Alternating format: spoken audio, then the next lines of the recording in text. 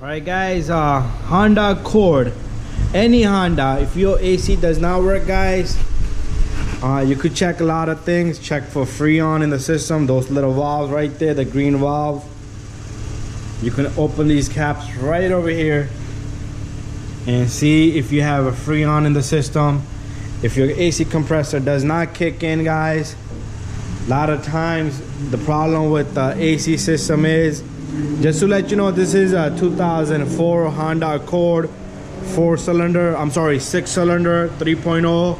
all right, and if you have the same exact car, what you need to do is you need to check fuse and the relay first thing. All right guys, a lot of mechanics, they fail to check your fuses, and the problem is usually something small and then they make a big deal out of it.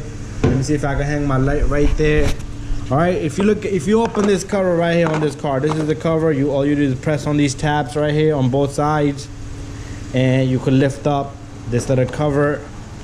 All right, right inside it will give you a lot of directions, not direction but like a diagram, so it's gonna be hard for us to see, so I will just pinpoint it.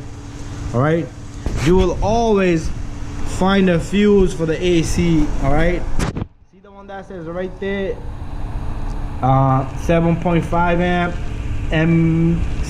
it says MG clutch number 12 fuse. That's for magnet clutch, that's for the AC compressor, right? And right up here you see those you see the little fan diagram, and then in the middle you see a little ice frosting, and then on the right side you'll see a little defrost sign. Right in the middle, that's a relay for the AC. So if you look at it just like this, these two green relays right here are, one is for the fan, the other one is for the defrost. Right in the middle there's a little relay, that's for the AC clutch. All right, so a lot of times this is the problem on the Hondas, because over time there's a carbon buildup, the relays get, and this fuse, the red fuse right there I'm pointing at right now, 7 amp, that fuse is for the AC compressor, and that will usually give up. If you're using your AC a lot, your AC fuse will blow, it will heat up and blow.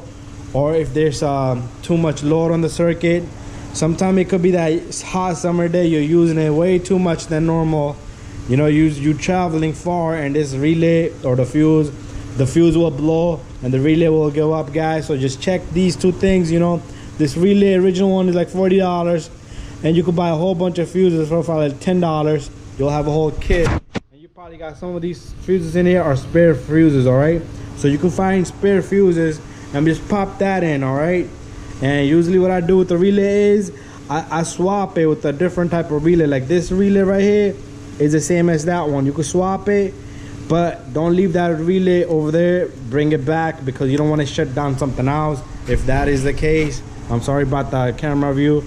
So swap it back if you need to, just to test it, and then if your AC kicks in guys, replace it. All right, and as you can see my videos, a lot of people had problem with the AC and they did it themselves and it worked out guys. So check that out.